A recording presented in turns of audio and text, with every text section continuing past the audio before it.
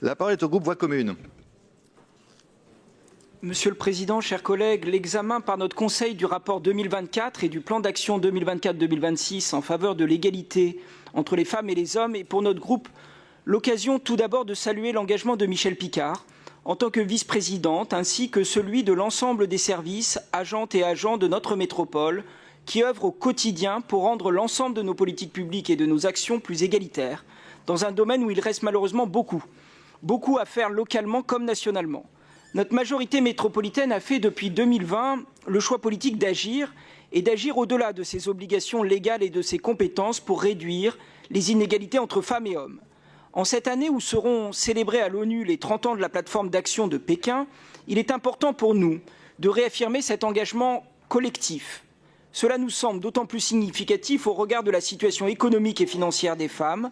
En effet, il faut rappeler que la pauvreté et la précarité les touchent plus que les hommes, et cela à tous les stades de la vie.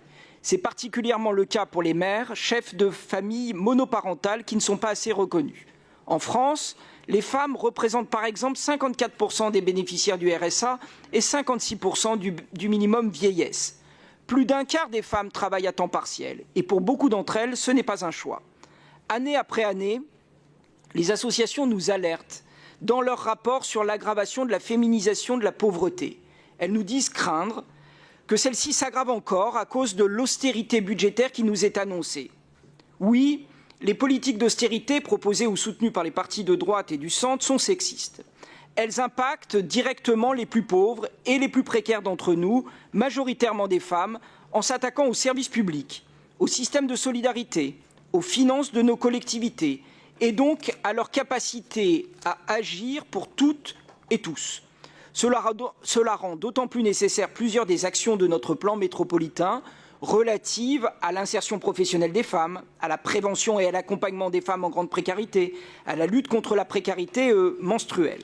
Nous tenons aussi à souligner les actions à destination des femmes, chefs de famille monoparentales, très nombreuses dans les quartiers politiques de la ville, afin de réduire leur isolement ou de favoriser leur accès aux soins, elles qui trop souvent s'en privent pour le bien-être de leurs enfants. À l'heure où s'élèvent en France et dans le monde de plus en plus de voix rétrogrades, dangereuses pour les femmes, remettant en cause leurs droits et leurs libertés, nous saluons la position collective de notre majorité de gauche et écologiste de poursuivre sur notre territoire son travail et sa mobilisation en faveur de l'égalité femmes-hommes. C'est le choix du progrès.